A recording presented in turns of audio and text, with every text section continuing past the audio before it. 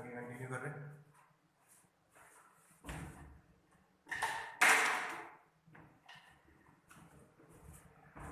Eight तक अपना हो चुका है, 9 वाला ले रहे हैं, ध्यान देना क्या पूछा है। देखो 125 स्मॉल लिक्विड ड्रॉप्स, सो एन नंबर दिया है 125 छोटे छोटे ड्रॉप्स है, इन पे चार्ज है सभी, ऐसे n छोटे छोटे ड्रॉप्स है, तो n कितने हैं 125 ड्रॉप्स को मिलाना है और मिला के एक बड़ा ड्रॉप बनाना है। ठीक है, तो छोटे छोटे ऐसे 125 ड्रॉप्स मिलाने हैं और एक बड़ा ड्रॉप बनाना है क्वेश्चन में। ठीक है, देखो क्या दिया है, 125 small liquid drops each carry a charge, तो उसमें हर एक पे चार्ज है स्मॉल q 0.5 माइक्रोकूलम, डायमीटर दिया है तो रेडियस निकाल लेते हैं, 0.1 divided by 2 that is 0.05 metre. उससे एक बड़ा ड्रॉप बनाना है, तो पोटेंशियल निकालना है टोटल बड़े वाले ड्रॉप का। ठीक है, तो देखो कैसे करेंगे, अच्छा डायग्राम ठीक है बना लेते हैं, पर न्यूमेरिकल में बनाने की जरूरत नहीं है। छोटे ड्रॉप्स है जिसपे चार्ज है समझो स्मॉल q, ऐसे 125 ड्रॉप्स मिला के एक बड़ा स्फीयर बनाना है। तो ड्रॉप मिक्स हो जाएंगे सब एक साथ में सरफेस टेंशन में जैसे है, तो एक ड्रॉप को दूसरे ड्रॉप के बाजू में लाएंगे, दोनों अटैच हो जाएंगे। ठीक है ना, अब इस पे चार्ज कितने रहेंगे वो निकालेंगे। पोटेंशियल का फॉर्मूला देख लेते हैं पहले, तो इसका पोटेंशियल का फॉर्मूला अपन ये यूज करेंगे 1 अपॉन स्फीयर का 1/4 pi epsilon 0 q upon r, तो कैपिटल R से रेडियस डिनोट करेंगे, इसकी रेडियस है स्मॉल r से, तो यहाँ लिखेंगे कैपिटल R। तो टोटल चार्ज निकालना है और रेडियस निकालनी है, फिर इस इक्वेशन में डालेंगे आंसर मिल जाएंगे। तो टोटल चार्ज कितने रहेंगे, छोटे छोटे इतने चार्ज ऐड कर दो n into q, सो वो तो डायरेक्ट समझ में आया ना, एक स्फीयर पे q चार्ज टोटल है 125, तो 125 ऐड करो इतने बार, तो 125 इंटू 0.5 इंटू कन्वर्ट करा 10⁻⁶ कूलम। तो एक छोटे स्फीयर पे इतना चार्ज है, तो 125 पे कितना होगा, तो 125 इंटू ये हो गया चार्ज कूलम। अब ध्यान देना, यहां तो डायरेक्ट लिख रहा, रेडियस रहेगी cube root of n into small r, small sphere की रेडियस ये है, तो बड़े वाले स्फीयर की रेडियस ये रहेगी, इतने ड्रॉप्स मिला के कैसे आया बता, छोटे का वॉल्यूम vn एक का, और ऐसे कितने हैं 125, सबको मिलाएंगे तो ये बनेगा बिगर स्फीयर, तो रेडियस r लिखते हैं, यहां लिखते हैं, पर वॉल्यूम क्या रहेगा सेम, एक सिंगल ड्रॉप का वॉल्यूम इंटू 25, यानी ये टोटल छोटे छोटे ड्रॉप्स का वॉल्यूम, उनको मिला के बड़ा ड्रॉप बनाया तो उनका वॉल्यूम सेम रहेगा। ठीक है, तो यहां लिखेंगे, तो अभी फिलहाल n ही लिखते हैं यहाँ पे क्योंकि फॉर्मूले में n लिखा है ना। हाँ, तो यहाँ क्या आएगा, n स्फीयर छोटे वाले 4/3 पाई r³, बड़े वाले स्फीयर का एक ही बनाए ना, तो 1 ही है सामने, 4/3 पाई r³, ये 4/3 ये 4/3 पाई कैंसिल, तो ये r³ is equals to n r³ और क्यूब रूट निकाल लेंगे तो ये रिलेशन मिल जाएगा, r is equals to cube root of n into small r। तो देखो, तो सिंगल ड्रॉप का वॉल्यूम ये इंटू 125 यानी इंटू n कर दिया, तो ये टोटल छोटे छोटे ड्रॉप्स का वॉल्यूम, उन सबको मिला के एक बड़ा ड्रॉप बनाया तो वॉल्यूम सेम ही रहेगा, तो ये वॉल्यूम सेम लेके आंसर निकाला है। ये डायरेक्ट यूज करना, ये वाली स्टेप दिखाने की जरूरत नहीं है। ठीक है, तो रेडियस भी निकल जाएगी ये वाली स्टेप से, चार्ज तो निकल ही चुका है, चार्ज तो डायरेक्ट ऐड करना है 125 टाइम्स, तो इंटू कर दिया उसको, तो capital R it is equals to cube root of 125 into small r 0.05, so it will be 5 into 0.05, so it is 0.25 metre. देखो ये निकल गया टोटल रेडियस, ये निकल गया टोटल चार्ज, देख लो समझ में आएगा। आगे देखो,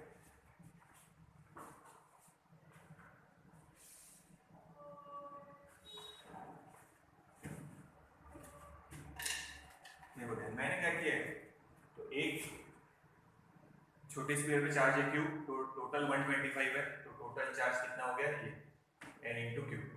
रेडियस का रिलेशन देखना कैसे निकाला, ठीक है। नाउ v इंटू इसका आंसर 9 इंटू 10⁻⁹ इंटू क्यू की वैल्यू, टोटल चार्ज कितना है उस पर 125 into 0.5 into 10⁻⁻6 divided by capital R, ये 0.25 वहां तक लिख तो रहा है, देखो समझ में आया ना।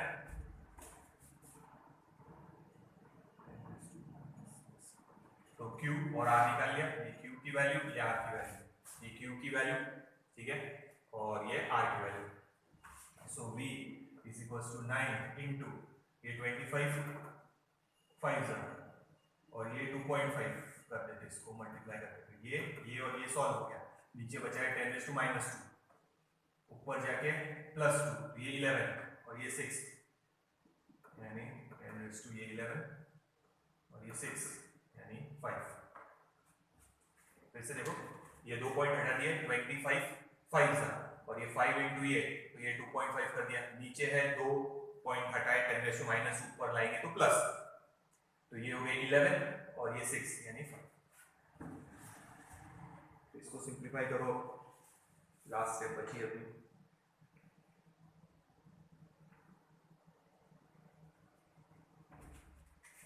v can be written as 22.5 into 10⁻⁵, एक पॉइंट और शिफ्ट कर देते, तो 2.25 इंटू 10⁻⁶ वोल्ट, ये रहेगा voltage. This is the final answer. देखो ये 225 होगा, पॉइंट एक शिफ्ट किया है तो 10⁻⁶ कर दिया। देखो ये 9th वाला प्रॉब्लम है, नोट करो इसको।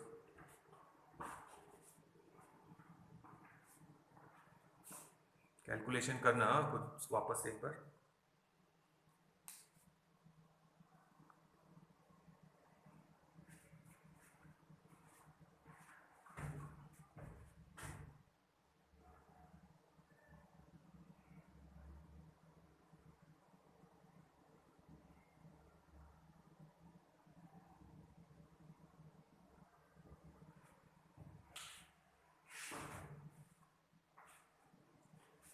नोट डाउन करो, नेक्स्ट लेते,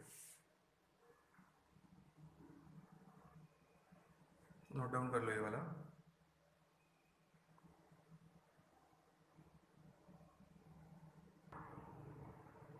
अब देखो 10th वाला प्रॉब्लम,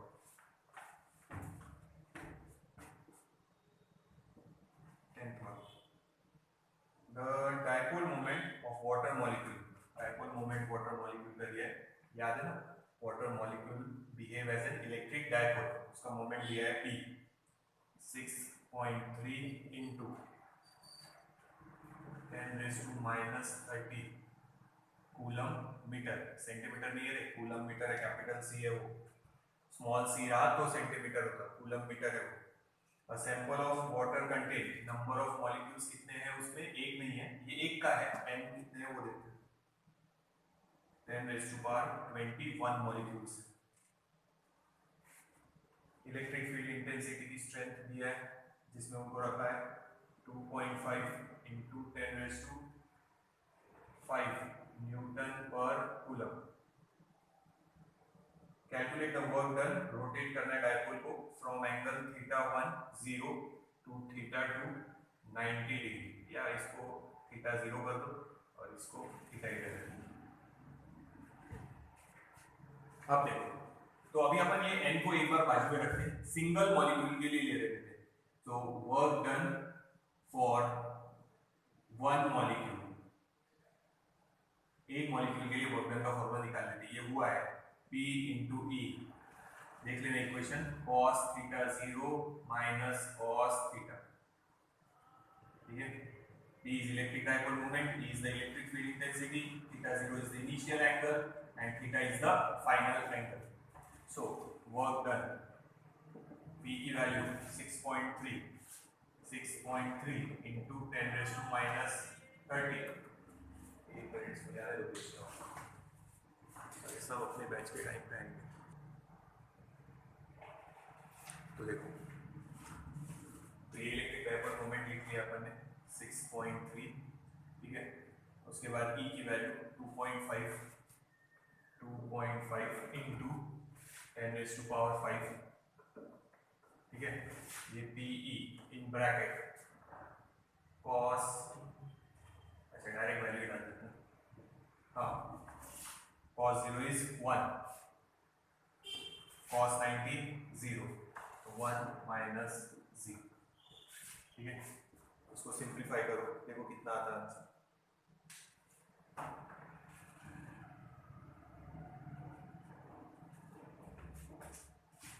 तो ये आएगा 15.75 इंटू 10⁻⁻⁻25 जूल्स। तो ये हो गया एक डाइपोल अगर रोटेट करना है तो वर्क डन।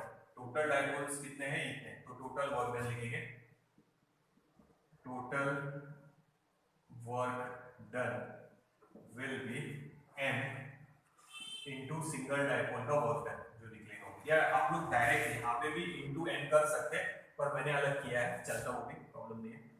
तो n की वैल्यू 10⁻21 इंटू एक वर्क डाइपोल का work done 15.75 into 10⁻⁻25, so it is 15.75 into 10 ये हो जाएगा -4 जूल्स।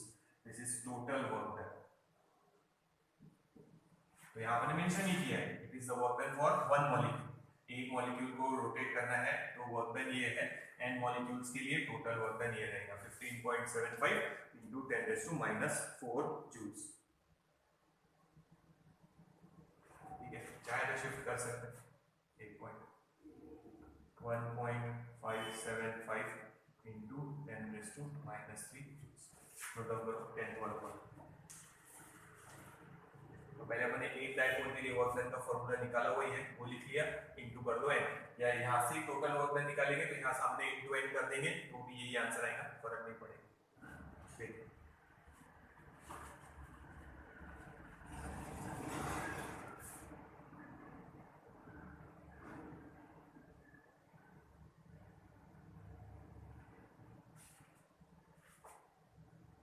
नोट डाउन करो।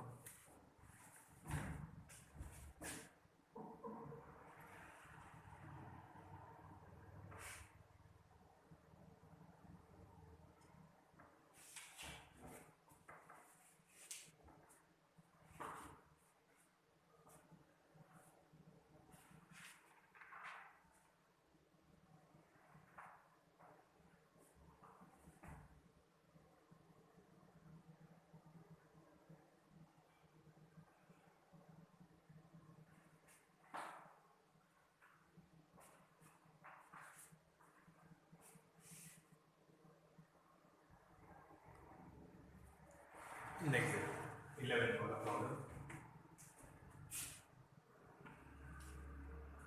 A charge 6 microcoulomb is placed at the origin. Suppose Q1 कर देते हैं 6 microcoulomb, और दूसरा चार्ज दिया है Q2, it is -5 microcoulomb।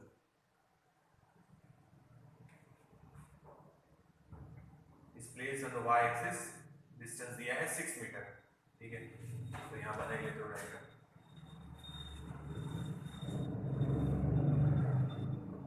ये ओरिजिन, यहाँ पे चार्ज है Q1, ये दूसरा चार्ज यहाँ पे Q2, ये डिस्टेंस दिया है 6 मीटर, कोऑर्डिनेट के फॉर्म में दिया है पर लिखा है वहाँ पे 6 metre.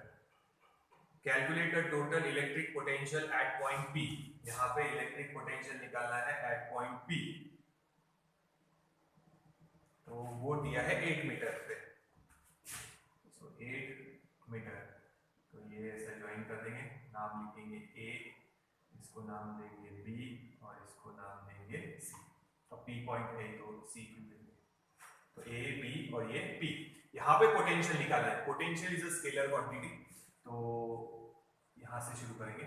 Total potential will be V1 plus V2, potential due to this charge at this point, potential due to this charge at this point, तो ये डिस्टेंस लगेगा, पाइथागोरस थ्योरम से निकाल लेते हैं।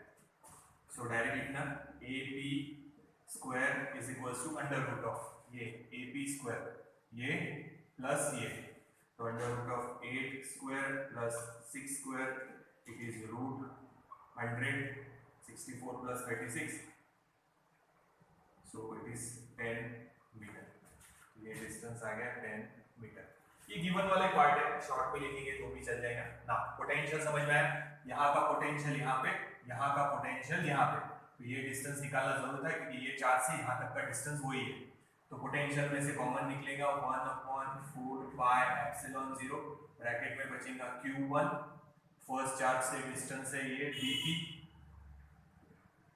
प्लस सेकेंड चार्ज q2 और यहाँ से यहाँ तक डिस्टेंस है ap, ठीक है। इसकी value 9 into 10⁻⁹ q1 charge, q1 ये 6 इंटू माइक्रोकूलम में कन्वर्ट करो -6 डिवाइडेड बाय bp की वैल्यू है 8 प्लस, ठीक है, q2 चार्ज माइनस है तो यहाँ पे भी माइनस ही कर देते सामने, 5 into 10⁻⁻6 divided by ap, distance कितना है 10।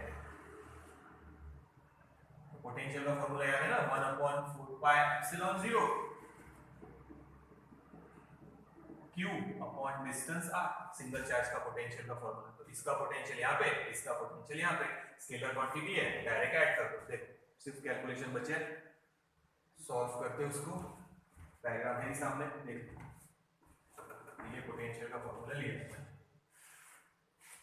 तो ये 9 इंटू 10⁻², ये -6 दोनों में से बाहर और ये तो +3 डायरेक्ट डिवाइडेड बाय ये 2 3 और ये 2 4 माइनस ये 1/2, so potential V is 9 into 10⁻³ ये 9 इंटू 10⁻³ ये 10⁻⁻6 बाहर, इसके साथ 10⁻³ किया है तो अब ये हो जाएगा 2 यानी 1/4 ब्रैकेट का answer. So V can be 2.25 into 10⁻³ volt, तो ये हो गया पोटेंशियल। फर्स्ट आंसर निकल गया 2.25 इंटू 10⁻³ वोल्ट।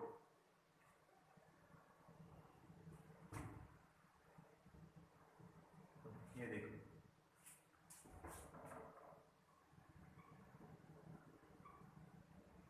तो इसको मिटाना पड़ेगा,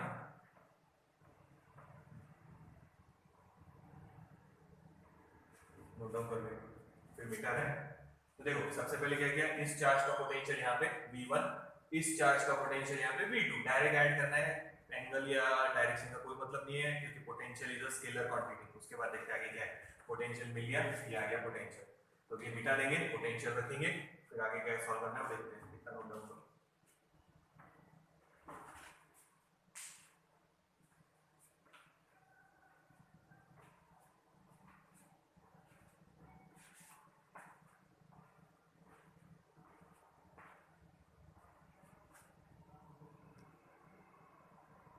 तो ये हो गया पोटेंशियल, मिटा लो उसको, ध्यान देना। आगे नेक्स्ट लेते हैं, पोटेंशियल की वैल्यू रखेंगे, काम आएगी 2.25 इंटू 10⁻³ वोल्ट,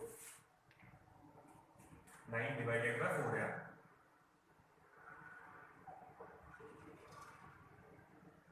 ये 4 से इसको डिवाइड कर दिया, तो ये पूरा लिखना, फिर उसके बाद जो लिखना है वो लिखना है। तो ये मिटा रहा हूं यहाँ से,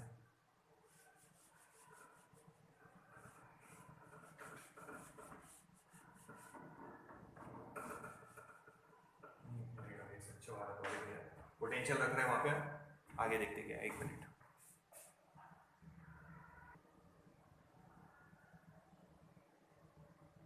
चलो आगे ले रहे, ध्यान दो। अब सेकंड क्वेश्चन देखना उसमें का, calculate the work done to bring a proton from infinity, proton दिया, सो बी वाला क्वेश्चन, प्रोटॉन है, प्रोटॉन पे अपने को पता है इलेक्ट्रॉन जितना ही रहेगा, 1.6 इंटू 10⁻⁻19 कूलम। वर्क डन निकालना है, वर्क डन का formula V is equals to W upon Q, potential पता है वहां पे, वर्क डन ये वाले फॉर्मूले से निकाल लेंगे। So work done will be equal to V into Q, but negative लेना, क्यों निगेटिव ये समझना, क्योंकि पोटेंशियल पॉजिटिव आया, ठीक है। तो अब जब आप चार्ज इंफिनिटी से यहाँ लाएंगे तो फील्ड के अगेंस्ट लाना है। तो नेगेटिव साइन क्या इंडिकेट कर रहा है उन्होंने पूछा है, उसमें देखो what is the significance of that negative sign. तो वहां लिखना negative sign indicates that we have to perform work against the electric field. अगर ये पोटेंशियल नेगेटिव आता, समझो क्योंकि एक पॉजिटिव चार्ज था एक नेगेटिव चार्ज था, अगर पोटेंशियल नेगेटिव आता तो फिर वर्क डन पॉजिटिव, क्योंकि अपने को वर्क नहीं करना पड़ता, अट्रैक्शन होता। अभी रिपल्शन है, ठीक है। तो वी हैव टू ब्रिंग, देखो ये पॉजिटिव चार्ज आया, रिजल्टेंट जो पोटेंशियल आया उसके लिए ले रहे पॉजिटिव। तो अब इंफिनिटी से जब आप कोई चार्ज यहां लाके रखेंगे, यूनिट पॉजिटिव टेस्ट चार्ज या ये वाला चार्ज जो पॉजिटिव है, तो इस फील्ड के रिपल्शन के अगेंस्ट वर्क करना पड़ेगा, इसीलिए नेगेटिव। तो वहां मेंशन करना negative sign indicates that we have to perform work against the electric field. जो एक्सटर्नल एजेंट है उसको वर्क करना पड़ेगा। So work done is equals to minus v कितना है 2.25 into 10 raised to 3 into charge on proton है जो लाया है अपन बाहर से इंफिनिटी से 1.6 into 10 raised to -19। तो इसका आंसर बदलेगा बेटा, टेक्स्ट बुक में जो दिया है वो नहीं आने वाला इसका आंसर। तो इसको सिंप्लीफाई करके देखो, आंसर आएगा -3.6 इसका मल्टीप्लिकेशन, और ये बचा हुआ 10 raised to -16, ये -19 और ये प्लस, तो इतना वर्क करना।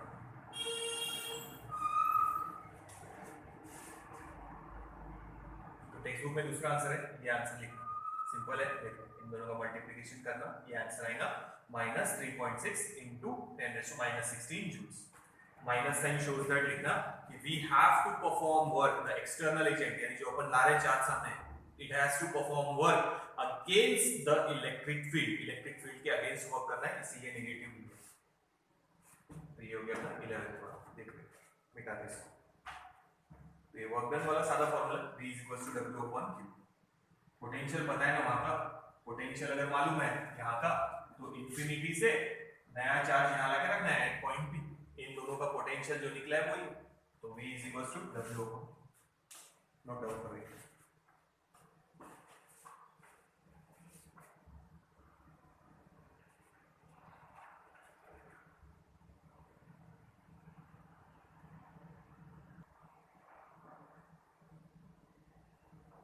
ठीक है, ये नोट डाउन कर लिया।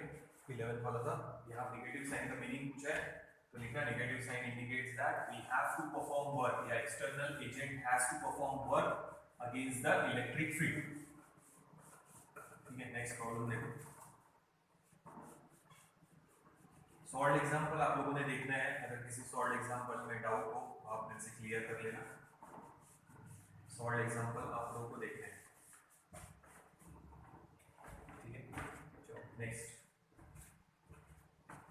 12th वाला।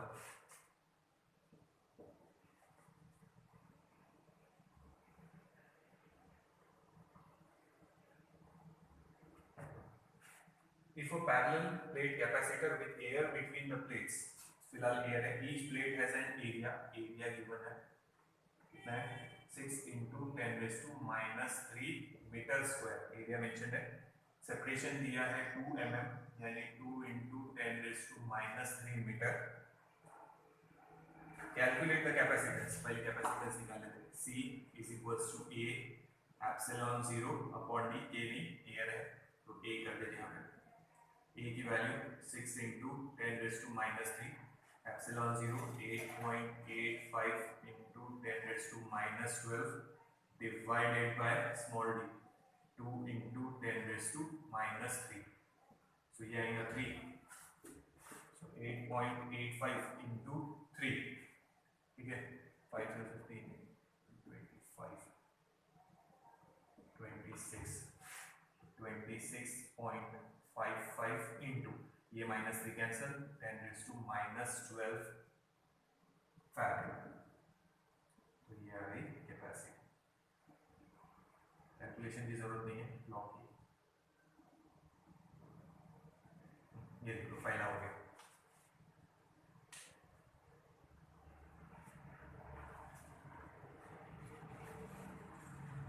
ये पॉइंट करके भी लिख सकते हैं 2.6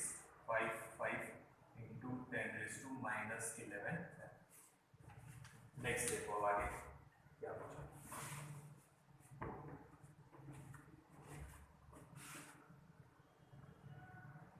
ठीक है, ये हो गया first.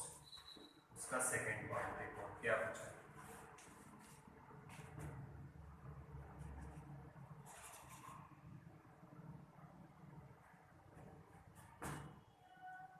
Calculate the capacitance of the capacitor हो गया। If this capacitor is connected to 100 volt supply, potential दिया है 100 वोल्ट,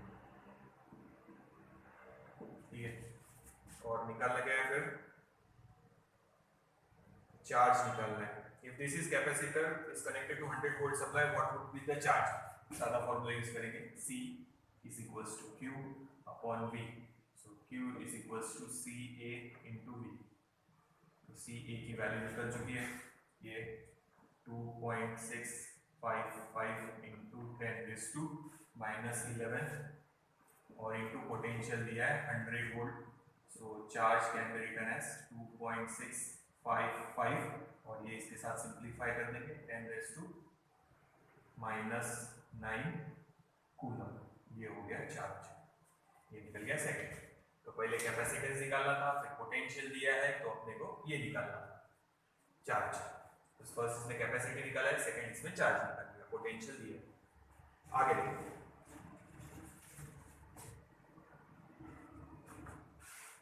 थर्ड क्या पूछा है उसमें, how would charge on the plate be affected, how would charge on the plate be affected if 2 mm thick mica sheet, ठीक है। तो अब देखो ये कितना है 2 mm, ध्यान से देखना क्या बोल रहे हैं। तो थिकनेस भी कितनी बोला है 2 mm, यानी 2 into 10⁻³ मीटर। सेम, यानी पूरा का पूरा, देखो पहले एयर थी इसके बीच में, अब पूरा का पूरा डाइलेक्ट्रिक मटेरियल डाल दिया है प्लेट के बीच में। यानी ऐसी अरेंजमेंट नहीं दिया है, ऐसी अरेंजमेंट होती तो फॉर्मूला बदलना पड़ता, पर ऐसा नहीं है कि कम दिया है बाकी एयर है, नहीं, पूरा पूरा डाइलेक्ट्रिक स्लैब है, ठीक है। तो सबसे पहले थर्ड वाले में कैपेसिटी निकाल लेते हैं। मीडियम में कैपेसिटी K टाइम्स हो जाएंगी as compare to air. K की वैल्यू गिवन है, देखो कितनी है 6 है। तो पहले कैपेसिटी निकाल रहे हैं ना, ध्यान रखो, नहीं कैपेसिटी तो ये बताया ना कि अगर एयर है इसमें आप डाइलेक्ट्रिक मटेरियल डाल देंगे तो capacity will increase K times. तो पूरा मटेरियल फिल किया, लेकिन तो यहाँ एक लाइन डाल देना कि जितना एयर था पहले उतना ही पूरा मटेरियल उसमें फिल कर दिया है अपन ने। तो डायरेक्ट ये फॉर्मूला लगा सकते हैं आप लोग। So we can say Cm is equals to 6 into air का फॉर्मूला था ये 2.655 into 10⁻⁻11। देखो इतना दिख रहा क्या, फिर इधर का मिटा के इधर लिख दो, उधर से हटा दो उसको, देख लीजिए ठीक है, दिख रहा into 10⁻⁻11 फैराड। तो इसको सिंप्लीफाई करने का कोई मतलब नहीं है, इसको वैसे ही रखो, ठीक है। अब C की जगह लिखेंगे Q। अब बैटरी कनेक्टेड ही है, बैटरी अगर हटा दी ऐसा बोला होता, बैटरी हटा दिया तो चार्ज विल रिमेन सेम, इतना ही चार्ज रहेगा, पर अब बैटरी कनेक्टेड ही है तो चार्ज चेंज होने वाला है। तो C की जगह लिखेंगे Q अपॉन पोटेंशियल उतना ही रहेगा, भी बैटरी कनेक्टेड है तो पोटेंशियल सेम, और चार्ज की जगह Qm कर देते हैं। यहाँ एयर था समझो, एयर था तब चार्ज कितना था ये, और अब मीडियम आ गया तो C is equals to Q upon V। तो ये रिलेशन देख लो पहले,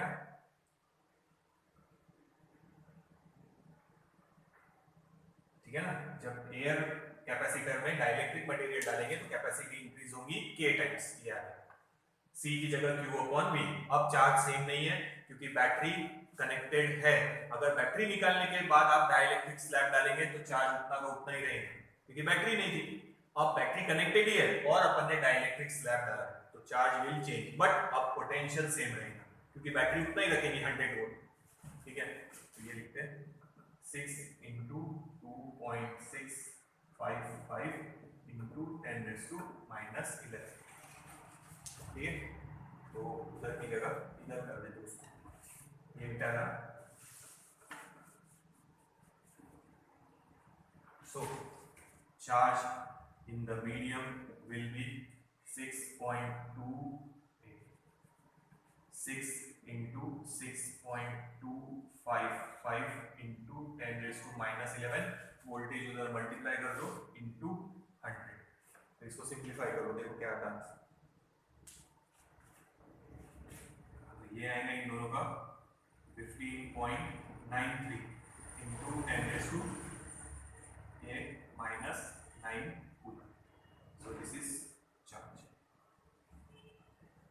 डाइलेक्ट्रिक स्लैब डालने के बाद बैटरी कनेक्टेड है, अगर बैटरी रिमूव कर दिए होते तो फिर चार्ज उतना ही रहेगा, कोई फर्क नहीं पड़ेगा, पर बैटरी कनेक्टेड है इसीलिए पोटेंशियल सेम है, क्योंकि बैटरी कनेक्टेड है तो पोटेंशियल उतना का उतना ही रहेगा।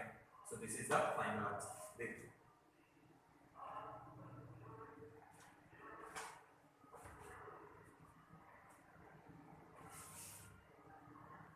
तो ये था अपना 12th वाला, लास्ट वाला प्रॉब्लम बचा, वो ले लेते।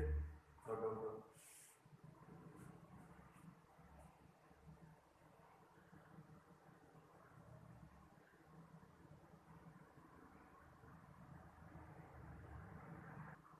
अब देखो 13th वाला, उसमें दो है, 13A 13B। डायग्राम हम थोड़ी चेंज करके निकाल रहे हैं, ध्यान देना। उन्होंने डायग्राम ऐसी दी है, तो ये टर्मिनल अपन कभी ऐसे नहीं बनाते, अपन सीधा बनाएंगे उसको। देखो ये पहला टर्मिनल, ये एक, ये दो और ये तीन, वही डायग्राम है, वही टर्मिनल निकाले। देखो ये यहाँ लिखा है उन्होंने P, यहाँ लिखा है Q, तो अपन ने सीधा बनाया खाली, ये P ये Q, बस ठीक है। तो डाइलेक्ट्रिक मटेरियल तीन डाले जो उसमें प्लेट्स, ये है पैरेलल प्लेट कैपेसिटर के, ये पहली प्लेट, ये दूसरी प्लेट। उसके बीच में एक मटेरियल भी डाल सकते हैं, दो मटेरियल भी डाल सकते हैं, तीन भी डाल सकते हैं, तीन डाले, इसका K1, इसका K2, इसका K3, ठीक है। K1 K2 K3 की वैल्यूज गिवन है, K1 की वैल्यू है 1, K2 की वैल्यू है 3 और इसकी वैल्यू है 6, और डिस्टेंस हर एक का सेम है d/3, ये और ये, ठीक है। तो अपन ने डायग्राम खाली सीधी ड्रॉ किया है, बस और कुछ भी नहीं किया, ठीक है। तो उसको हटाते अपने दूसरी डायग्राम में। अब अगर आप देखेंगे तो ये तीनों सीरीज में है, तो सीरीज वाला फॉर्मूला लगाएंगे, 1/CS is equals to 1/C1 plus 1/C2 plus 1/C3। आप लोग डायरेक्ट ये भी फॉर्मूला यूज कर सकते हैं, CS is equals to A epsilon 0 D1/K1 plus D2/K2 plus D3/K3। आप लोग ये भी फॉर्मूला डायरेक्ट यूज करेंगे तो भी चलेगा, पर प्रॉब्लम है इसीलिए शो दैट जैसा, तो पूरी मेथड से कर रहे हैं, आप ये भी फॉर्मूला यूज करेंगे तो भी चलेगा।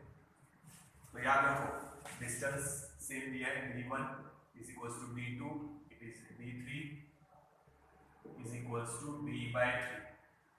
तो अब ये फॉर्मूला डायरेक्ट यूज कर सकते, वहां पे सेम आंसर आएगा, कोई प्रॉब्लम नहीं है, पर अभी मेथड से कर रहे हैं।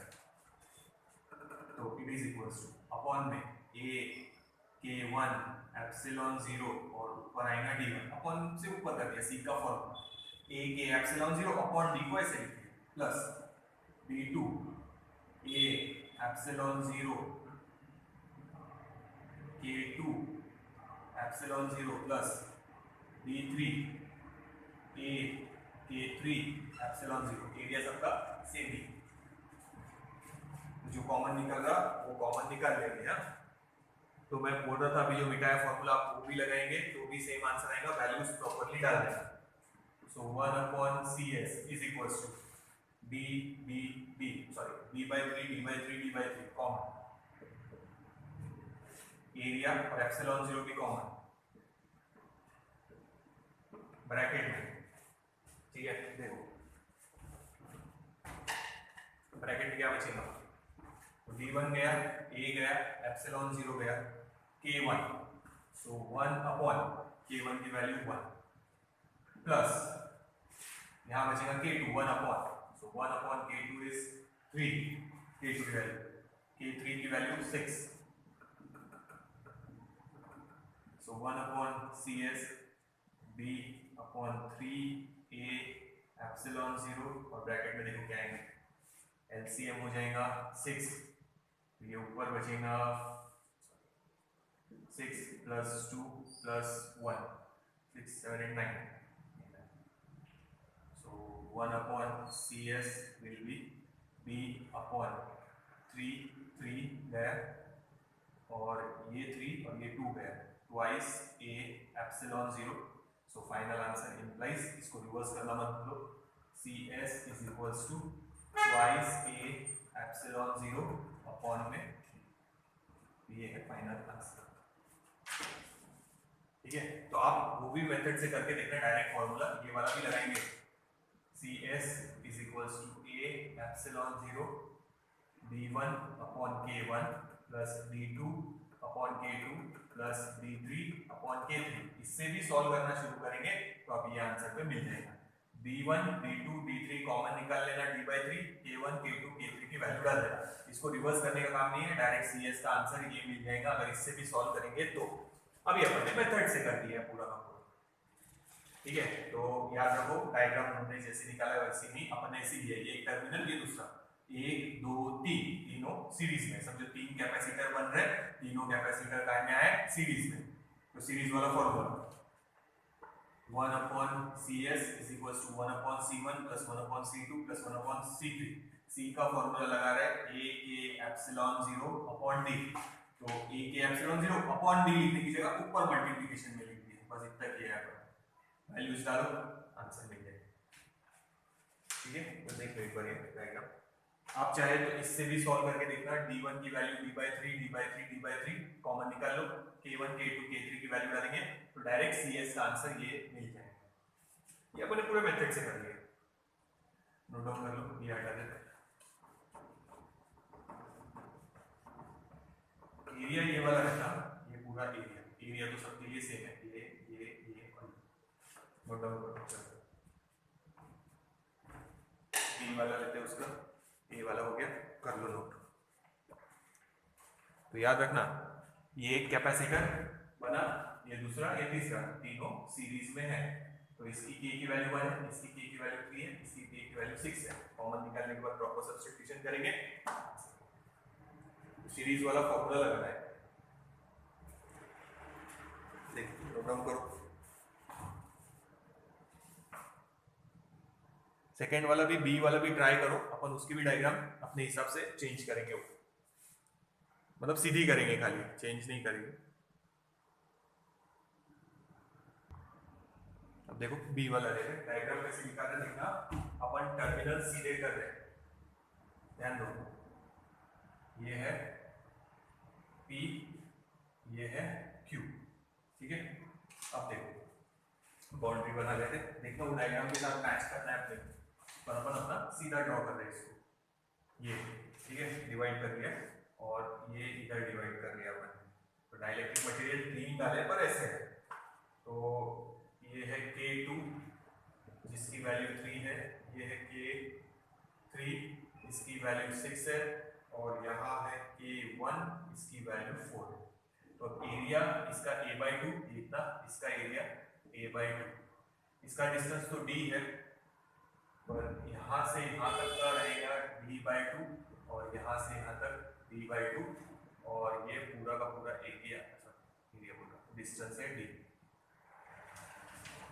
तो ध्यान रखना ये डायग्राम अपन ने खाली सीधे ड्रॉ किया है, टर्मिनल अपने ये ऐसे होने चाहिए, तो अब इसको भूल जाओ नीचे वाले को, ये एक कैपेसिटर है, ये एक कैपेसिटर है जिसका एरिया है a/2 और डिस्टेंस है d/2, एक ये दोनों काय में है देखो सीरीज में, फिर इनका आंसर निकालेंगे, फिर इन दोनों का कॉम्बिनेशन इसके साथ पैरेलल, ठीक है।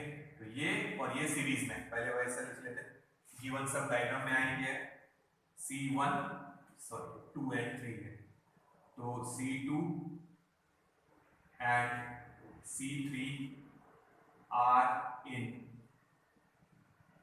सीरीज, ये और ये सीरीज में है, इन दोनों का कॉम्बिनेशन, फिर इन दोनों का कॉम्बिनेशन इसके साथ पैरेलल में, ऐसे 3 है, सो 1 upon CS will be 1 upon C2 plus 1 upon C3, अभी जैसे सॉल्व किया था वैसे ही करेंगे। हाँ, so 1/c s is equals to इसकी जगह a k epsilon 0 upon d, तो ये 2 और एरिया को भी इस बार 2 लिखो क्योंकि एरिया भी बदल रहा है, ठीक है, प्लस यहाँ पे a k epsilon 0 upon d को ऊपर लिख रहे हैं, ये 3 अच्छा, ये और ये दोनों का डिस्टेंस कितना है d/2, तो d/2 कॉमन, एरिया भी सेम है, कितना है a/2, तो ये एरिया a/2, एप्सिलॉन 0 भी कॉमन, ब्रैकेट में बचेगा 1/k2, k2 की वैल्यू 3 प्लस k3 यानी 1/6, तो ये डिवाइडेड बाय 2 और ये डिवाइडेड बाय 2 कैंसिल, तो बचेगा d/a एप्सिलॉन 0, ठीक है, इसको सिंप्लीफाई करो तो ये बचेगा 1/2, तो फाइनल आंसर ये 1/cs है, तो cs का आंसर लिखो twice a epsilon 0 upon d, ये हो गया अपना इक्वेशन नंबर 1। तो फिर से देखो डायग्राम अपने सीधी किया है, टेक्स्ट बुक वाली डायग्राम देखो, अपन टर्मिनल हमेशा ऐसे ही बताते कैपेसिटर के एक इधर वैसे ही ड्रॉ करना, तो समझने में इजी जाएगा। ये कैपेसिटर और ये कैपेसिटर जो बना है ये शेड करने से लगे तो ये वाला, ये ठीक है, और ये वाला, तो ये और ये सीरीज में, और इन दोनों का कॉम्बिनेशन इसको पैरेलल में लेना है, ठीक है, ये याद रखो, बाउंड्री आगे मिक्स होता है, सो ये था k3 is equals to k3 की वैल्यू थी 6 और ये 3, देखो अभी पूरा नहीं हुआ है, पैरेलल का सॉल्व करना बाकी है, इसको और इसको सीरीज में ले लो, इसका आंसर मिल गया CS। अब इन दोनों का इसके साथ पैरेलल में, तो वो लिखना है, ये मिटा देते हैं, एक बार देख लो, ये रखेंगे सीरीज वाला, तो ऐसे कुछ भी डायग्राम आई तो आप सिंपलीफाई करते हैं अनचेंज, तो सॉल्व एग्जांपल देख लेना बेटा एक बार सब, अगर कोई डाउट है तो आप लोग क्लियर कर सकते हैं मेरे से।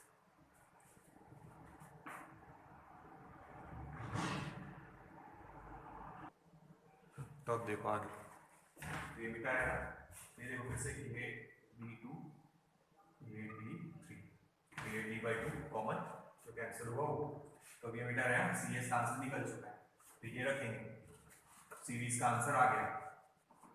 अब लिखना, देखो ये दोनों का कॉम्बिनेशन यानी CS एंड ये capacitor C1 are in parallel में है, तो डायरेक्ट आंसर लिखेंगे Cp is equals to CS, यानी इन दोनों का कॉम्बिनेशन प्लस ये C1, ठीक है, हाँ, तो इक्वेशन डालते, CS का तो डायरेक्ट आंसर है, वो लिख लेते हैं twice a epsilon 0 upon d plus इसका फॉर्मूला लिखेंगे, कौन सा, a k epsilon 0 upon d, तो ये 1 और ये 1, ठीक है, तो Cp is equals to twice a epsilon 0 upon d, ये वैसे ही रखना, प्लस a1 इतना इसका एरिया a/2, तो a1 की जगह आएगा a/2, k1 की वैल्यू कितनी है 4, तो ये k1 की वैल्यू यहाँ पे 4, और ये epsilon 0/6 divided by d1, total distance d1 कितना है देखो d, तो ये d ही रखना है ऐसे, तो ये आ जाते हैं, अब सिंप्लीफाई करो, तो Cp ये तो आंसर निकला ही है twice a epsilon 0 upon d plus ये 2 बचेगा ऊपर ट्वाइस a एप्सिलॉन 0, ये देखो ये a ये डिवाइडेड बाय 2, तो ये 2 इसके साथ कैंसिल, 2 बचा, twice a epsilon 0 upon d, तो सेम है ऐड कर देंगे, तो इट इज 4a एप्सिलॉन 0, तो ये फाइनल आंसर हो गया। तो अपन ने क्या किया, पहले इन दोनों को सीरीज में लिया है, डिस्टेंस देखो d/2, तो सब्स्टिट्यूशन बराबर करना, d1 सब डायग्राम में है, तो ये d/2 ये भी d/2 और एरिया a/2, जब इसका लिखा है तो डिस्टेंस देखो यहाँ से यहाँ तक पूरा ये इतना है, तो d लिखा है तो d ही लिखा है वहां पे, और एरिया a/2 तो एरिया a/2, तो ये दोनों सीरीज में लिए, पहले इन दोनों का आंसर निकालो, फिर इनका कॉम्बिनेशन इसके साथ पैरेलल है। तो ये अपना 13th वाला यानी सारे न्यूमेरिकल्स खत्म हो गए। फिर से बोल रहा टेक्स्ट बुक एक बार शॉर्ट एग्जांपल आप लोगों ने देख लेना है, और अगर कोई डाउट रहा तो क्वेश्चन नंबर पेज नंबर लिख के भेजना, मैं सॉल्व करके आप लोगों को भेज दूंगा, या नेक्स्ट वीडियो में हुआ तो एक्सप्लेन भी कर दूंगा। तो यहाँ से खत्म हो गया, नोट डाउन कर लो।